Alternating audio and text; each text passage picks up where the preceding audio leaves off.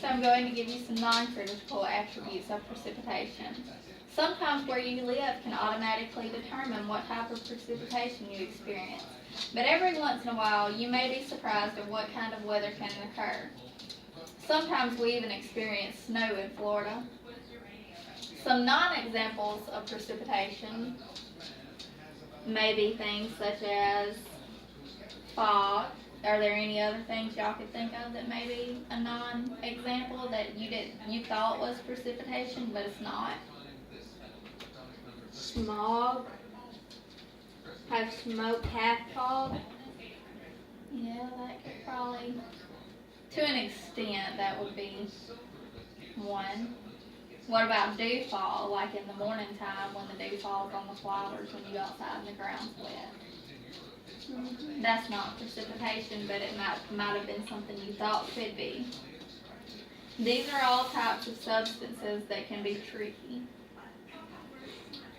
Next, we're going to use a different strategy. When I say hands and eyes, you look at me and put your hands on top of the table so I know you're paying attention. Sit your head up, Preston, and sit up in the chair. Thank you. Hands and eyes. Now, class, we're going to put the information we have learned about precipitation into practice. I'm going to write a few examples on the board, and we are going to figure out what type of precipitation is formed from each. This is going to be my board.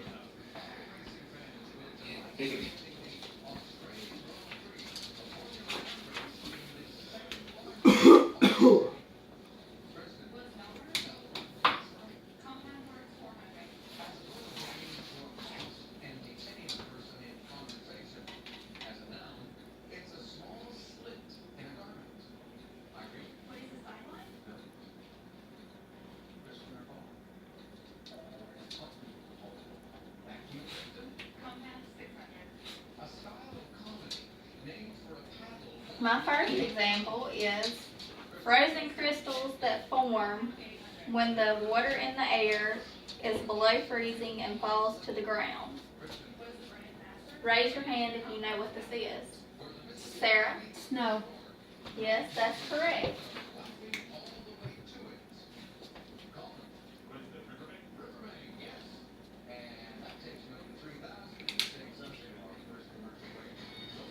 What do you think would cause this precipitation? When it goes to rain and it's freezing? When it's below 32 degrees Fahrenheit. You are correct. This is snow, and it is caused by relief precipitation. It can be caused by relief precipitation when cold air goes up a mountain, or it can be caused when the temperature is below freezing and the rain falls to the ground. Great job. My next example is when droplets of water keep coming together and eventually become so heavy they fall to the ground. Does anybody know what this may be? River? Rain. That's correct. Do you know what causes this? Whenever a bunch of water goes up into the atmosphere and it gets too much and it comes down. When river droplets meet in the air? That's correct. This is rain, and it can be caused by convection or frontal precipitation, which is, as we've seen earlier, when the sun heats the ground up and the water in the ground rises in the atmosphere and the water droplets meet in the air and they fall back to the ground. Or it can be caused by frontal precipitation when a warm and cold front meet and the warm air is pushed into the atmosphere.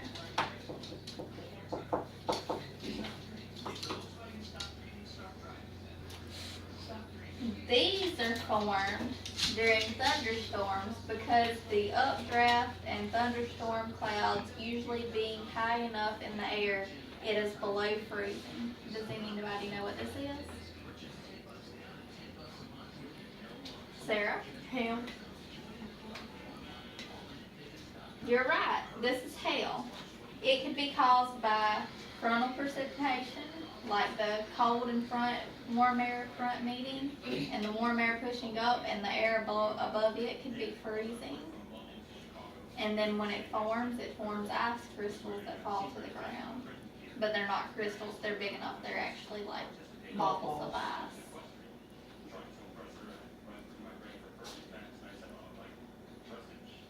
Does anyone know what type of precipitation we haven't discussed? Repeat. That's right. Can you tell me how sleet is formed? I do not know. It is formed when the air is above freezing and there is a warmer layer of air that melts the snow into rain, and then it is frozen again and it's small ice pieces.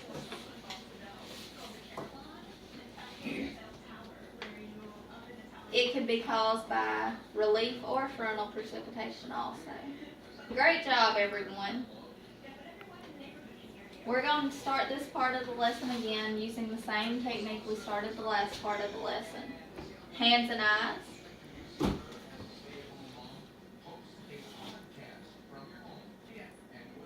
This is going to be a small group activity. Since there's only 3 of y'all, we're not going to split into groups.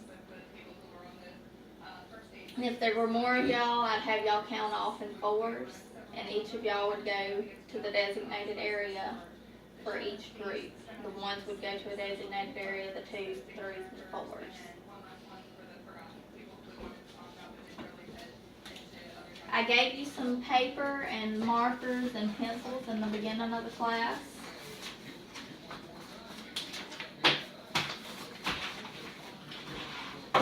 I'm going to give each of you a different definition, and when the activity starts, each of you will decide what type of precipitation the definition is, and I will also give each one of you a piece of paper and a marker and some pencils, and each member will write down their definition, name the type of precipitation it is, and draw a picture of it on your paper for me. At the end of the activity, we'll all take turns sharing our types of precipitation and the pictures with the rest of the class, and you'll have 45 minutes to discuss it with your classmates, which we're not going to take the time to discuss it for this video purpose. And then after it's all over, I'll pick all the markers and pencils and paper back up, and each of you will go back to your seats, your regular seats, but you're not changing seats. And when I start picking up your materials, y'all can all pretend y'all are taking out a book to read for your library book until it's time for our next lesson. Yes, ma'am. Yes, ma'am. Yes, Here's your definition.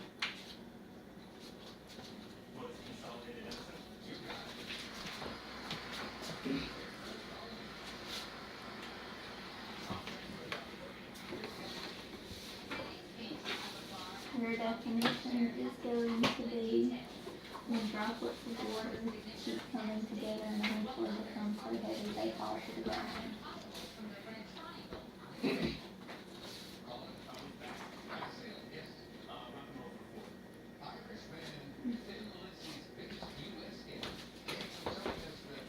And then your definition is going to be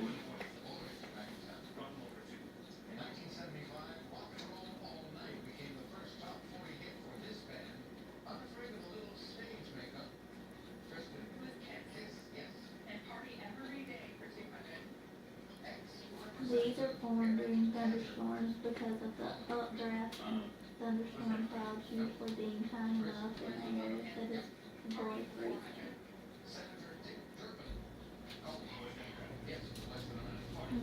I read that.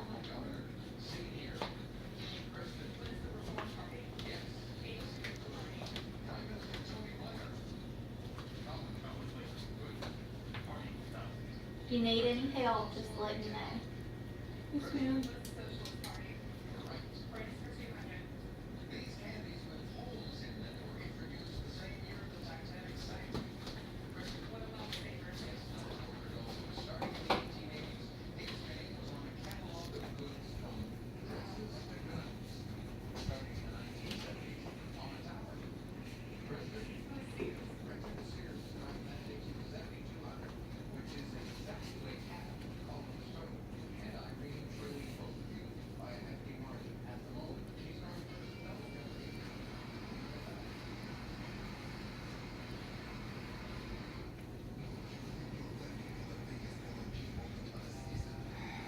Is everyone doing okay?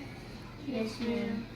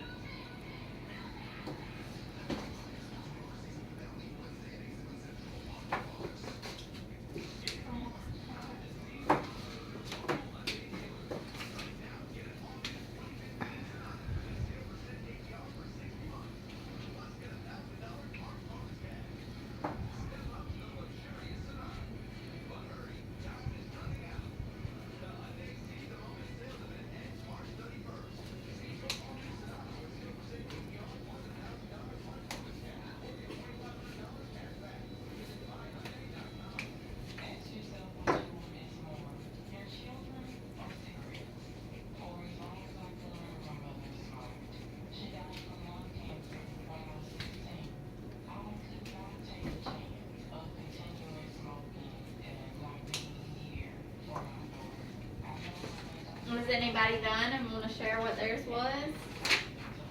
Sarah? The definition I got was when droplets of water keep coming together and eventually become so heavy they fall to the ground. That type of precipitation is rain. That's the picture. Great job. Great picture. Is anyone else done yet? No, ma'am. Okay. Well, let me know when you get done.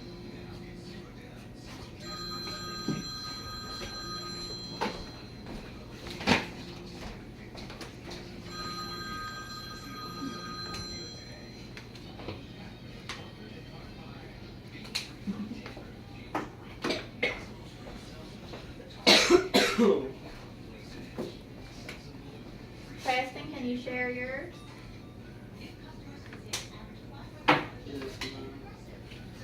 My definition was frozen crystals that form when the water in the air is below freezing and falls to the ground. The type of precipitation was snow and decimal pitching. Good job. Thank you.